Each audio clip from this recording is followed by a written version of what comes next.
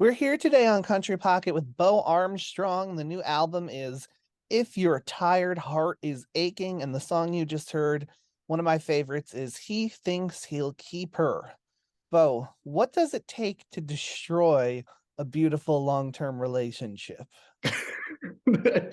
Oh man, it's funny. I don't know. Sometimes I think the other way of looking at it is that it may not take anything in particular to destroy a relationship as so much as just love runs out.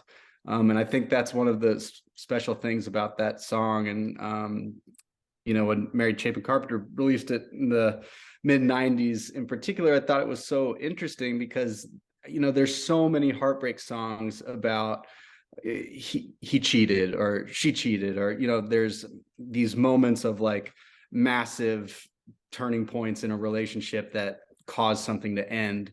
But I think that He Thinks He'll Keep Her is such a beautiful song because you don't have that moment. There's just a bunch of little things over time where two people fall out of love.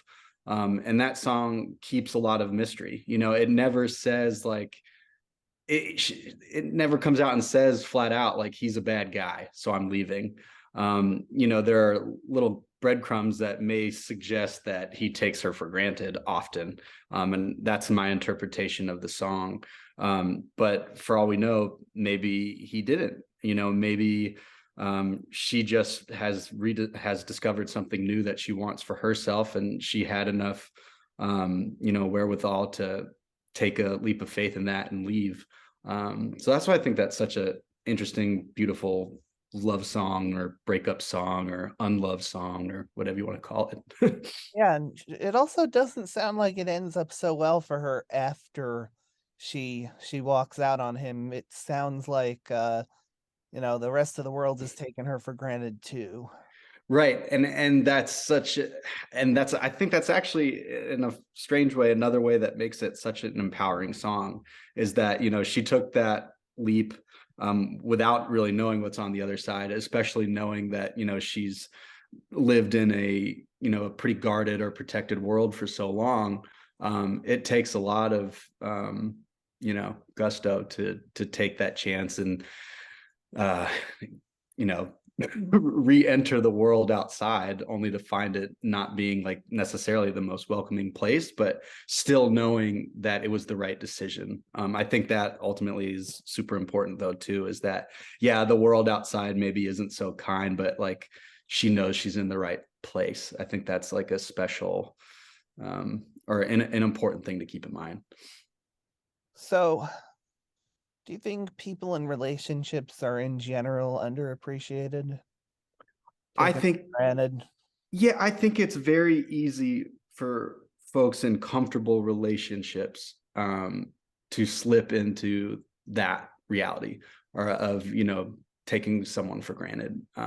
I think that was one of the that was one of the things that made me want to cover the song and put it on my record, was that, I've been in a relationship with my wife now for 15 years, and I was starting to realize, there are moments when, you're not doing all the little things that you used to.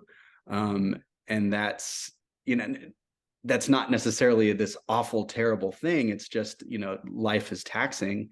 It doesn't necessarily you love that person any less. It's just you have to find new ways of showing it over time. Yeah, you put out an album that mostly deals with the idea of a long-term relationship, but it doesn't sound like you're telling any story in particular. It's more of, a sample of various snapshots. You have Mm-hmm. everything from I love you now more than I did then, absolute Mm-hmm. beautiful bliss to, things like he thinks he'll keep her, the stranger. So Yeah. why did you choose to tackle the subject through that method? I think that's just that was the most honest way for me to do it. And I'm a guy in his mid 30s who's been with his wife for a long time. I've got a young family. It would be totally disingenuous to try to present everything as being perfect, even though I think I have a very wonderful relationship with my wife and with my family. But I think people like to, you know, I think it's easier for folks to relate to like some of the nitty gritty.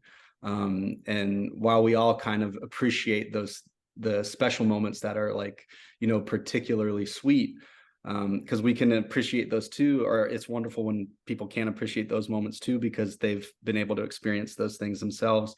But there would be a whole lot of eye rolling going on if there were 10 tracks about that were like more than I did then, because the reality is, and I wrote this record over the last 2 years probably, and a lot going on in the world and in our lives and new challenges faced, and yeah, I just think it's just a really honest look at our I say our, meaning my family's experience of the last couple of years. And my hope was that, other folks, my age or even younger or older, would be able to see bits and pieces of themselves and their relationships and the good and the bad on the album. Yeah, what's the difference for you between Love at the Beginning and Love 15 Years On? Um, it's just, I think uh, one interesting way to look at it is that you have to think about not just how love is different at the beginning and how it's different 15 years later. It's how you have changed. It's how your partner's changed. It's how the world around you has changed. Like all of those things have to evolve.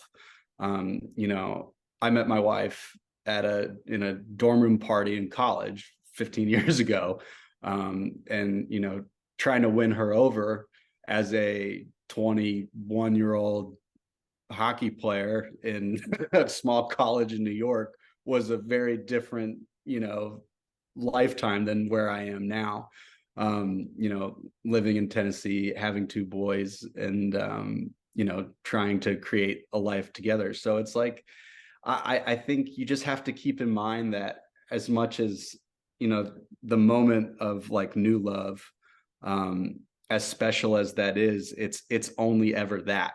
Like it has to continue to evolve for it to sustain itself. So you have 40 years of getting by and every now and then winning.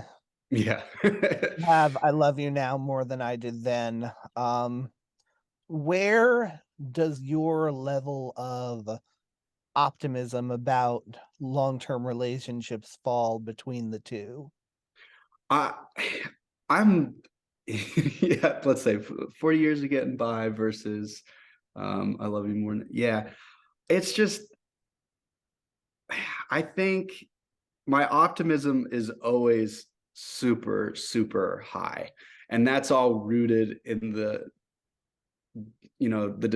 decision to engage in the relationship to begin with, right? I think I used to joke around, and more than I did then is kind of about that. Like the second I met my wife, I was like, yep, or the girl who was going to become my wife. I was 100% confident that that was who I was supposed to marry and who I was supposed to like live the rest of my life with. And I think I've just like have spent my whole life believing that ever since I've met her. So whenever there are moments that are particularly difficult or challenging, it's just reminding yourself of why you're there in the first place. So I totally, but I'm also like a very realist thinker. So I always think, you know, there's so much trouble around you. There's so much trouble in the world itself, and life is hard and things like that. And it is. So you just have to acknowledge that and take the little glimmers of hope along with them. And that's what makes, that's what makes life special, I think. Yeah, is love, like, do you feel like the love that you have is like against the odds, with Uh, anything that could go wrong?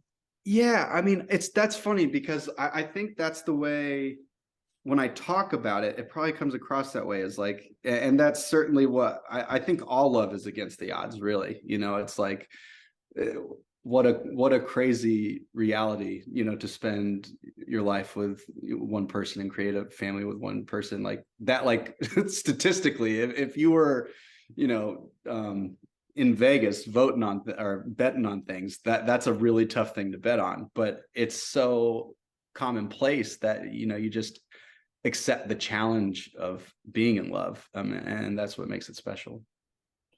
All right, let's hear more than I did then. Hopefully, not too much eye rolling, and we will be right back with Bo Armstrong.